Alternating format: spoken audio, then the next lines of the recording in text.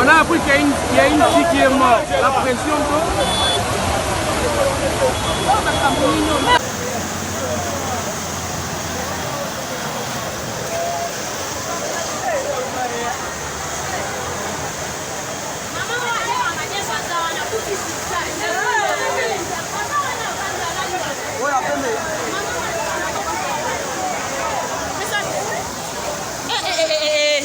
Nzambe ma ezobima boyo mokili tokomi na suka to nini Yesu. Événement au Salami, est-ce que vous pouvez expliquer comment est-ce que Eloko est Salami? Bonsoir d'abord, papa journaliste. Je vais expliquer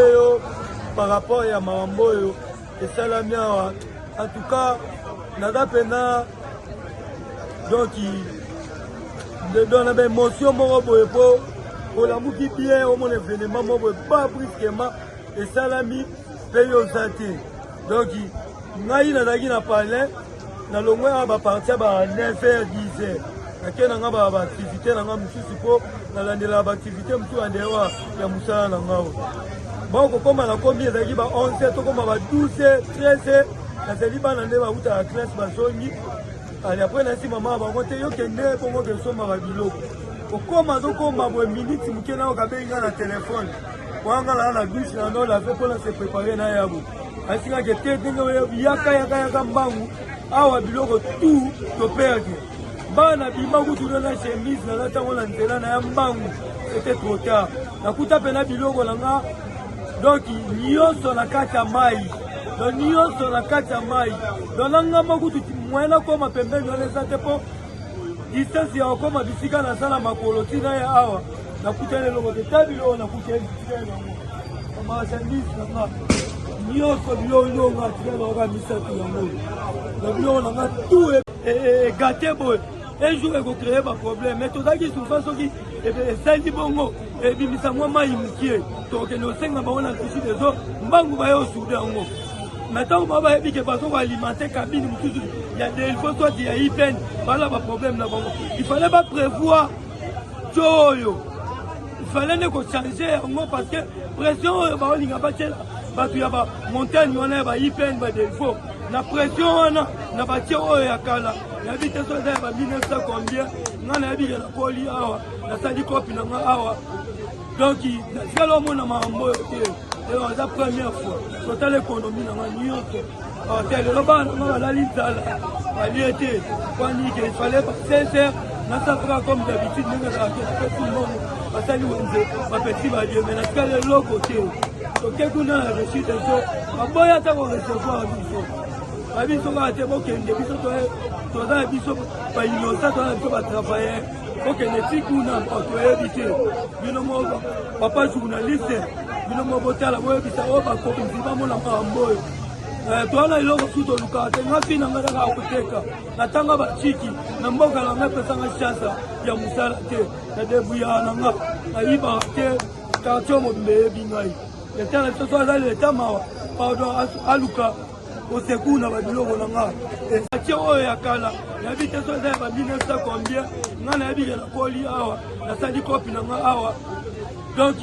na lo mona mambo te et la première fois total économie na nyonso tel lo ba na la lintala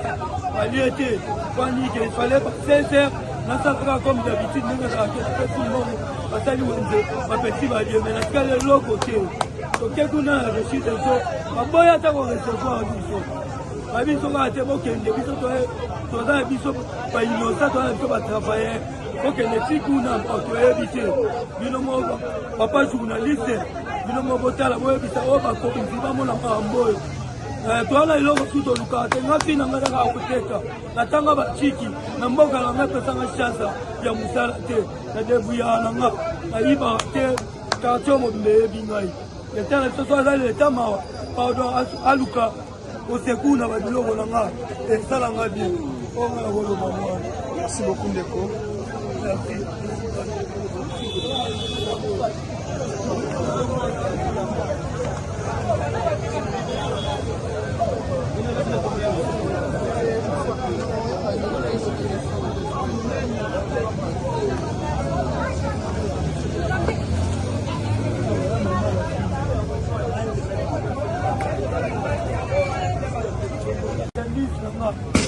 Nyonso biloko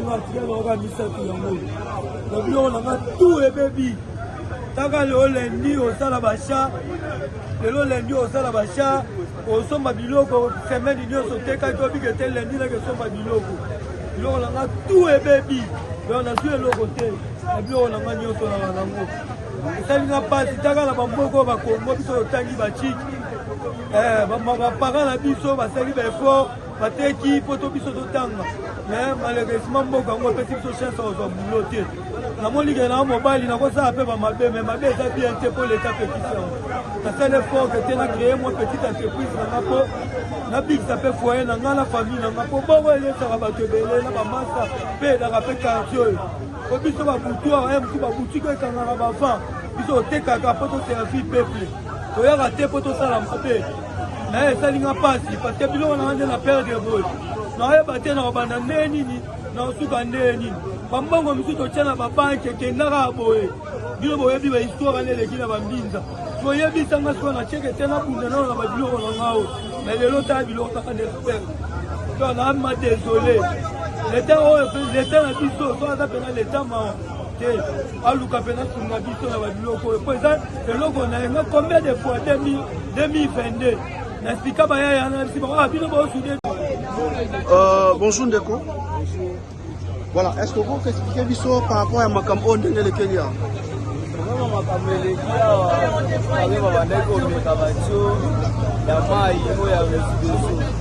Babandaki komeka bapression ya mai po bakota baipeni kuna ti bamataki bala bayeba soki mai ezokoma. Mama na biso moko abandaki koteka awa ba kwese première deuxième bon raité ya mai ndenge mataki na pression moko ya mabe place oyo ezalaki déjà na mwa trou siko mwa trou wana mai ndenge bandaki kotake na ndenge moko ya mabe mai beti mama na biso azalaki awa bandaki koteka azalaki na bido afandi donc ematisi ye ipare azalaki kozonga na se afandi mwa kelke minute deuxième fois mai ye kotake makasi alaye kobwake libanda biso bato bendaki ye toye kobimisa ye toye kotia ye pembeni yango wana sikoyo na minute oyo mama wana mpe asala te aza na mort ya kitambo akufi donc na minute po ye biso tobimisaki misu mpena tomonaki raete ya motu akozala lisise azalaki deja akufi donc na dega esalami moto akufi kaka moko kaka mama na biso moko moto akufi te batekaka ebele ipare kaka ye moko ndenge avandelaki na place wana yango tia residence toboki ebebisinga biloko nanga nyonso na récupéra ata eloko te moninga totekaka na ye wana akufi place akufi ndenge nini akufi na mai kote ya fandaka wana nde tue toboki mai mbala moko ebandi kokule tue likolo ekitisi ye miso ebimi ye baeme na hôpital eboye momutu aza te mokili eza kufi eza mpasi papa na récupéré ata eloko te maintenant soki bato badirigant ya régie des eaux bakotala wana miso oyo koloba nini parce que ezali bongo ka esalami par rapport ya basunganga leta naza nango mpe na kosuka wapi naza na bana misato naza na zemi boye na kosuka wapi toutaki kuna na régie des eaux balobi nini bazo baimage batindi na bakonzi ya likolo comme so bango bazozela réponse bapesa bango bongo nde bakoya koyebisa biso nde tofandi ka tozozela tofandi tozozela na récupéra ata eloko te soki na ngai na nyonso te ke ata eloko te na ndeka tofandika te taluki ya biso ka solution papa. Merci beaucoup.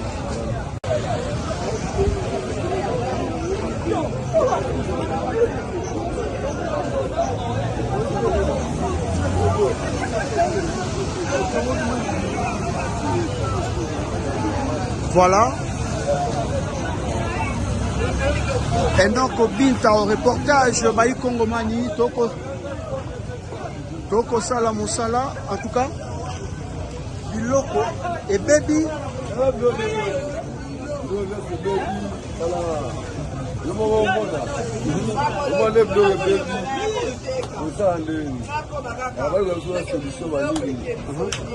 Mais non, est-ce que ça faute parce que ma maman va être en balabala ou soit c'est comment?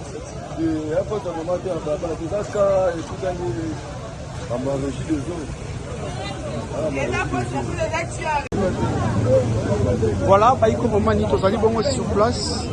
Place et événement et Salami, Tozana commune Yangaliema, précisément na DGC Barré. Selon ma explication, sur place, de quoi le biais était régie des eaux et Banek Bongo comme pression à maille au côté Basala qui n'a peine. Alors, na bon meki na bango, ne maman a terre à Awa, et ça bateau a terre à voilà, na route principale, il y a route de Matadi. Ba maman bateka a alors moko ya maman teka a vi pression ya maiwana et matisi etomole likolo 2 fois et après ne maman atiki biso akufi sur place na minute azali bongo na morgue ya Kitambo. Voilà, tu continuer pour que tous soit intervention ya bato oyo ba vivaki événement. Merci en tout cas de s'abonner sur Congo Mokili. C'est très bien moi votre journaliste Enoch Binta. On est là en tout cas pour vous informer en temps réel. Merci beaucoup.